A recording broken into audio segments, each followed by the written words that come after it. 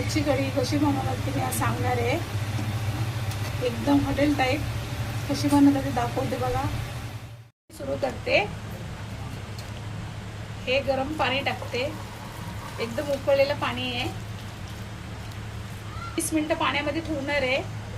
वाटण आहे, कच्चंच वाटण बनवणार आहे. ते कांदे घेतलेले, ते 10-15 लसणाच्या कळ्या आहेत, काळी मिरी, अद्रक, चक्री फूल आणि कलमी आणि 1 टमॅटो. हे सगळं मिक्स करून वाटून घेते. आता हे वाटण बनवले टाकते तेलामध्ये.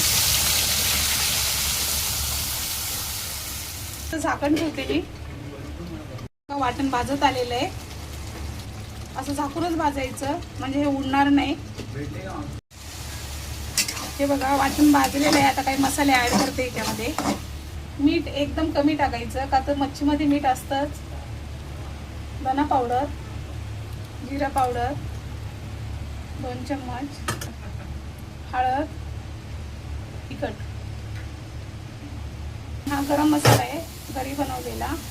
हे मिक्सरचं भांड्यातलं पाणी टाकते, त्याला भाजू देते. आता ही मच्छी मी सोडणार आहे. कच्चीच मच्छी आहे, मच्छीला काही फ्राय केलेली नाही आहे. कोकम टाकते. आता पाणी टाकते. पाणी टाकून मिक्स करून घ्यायचं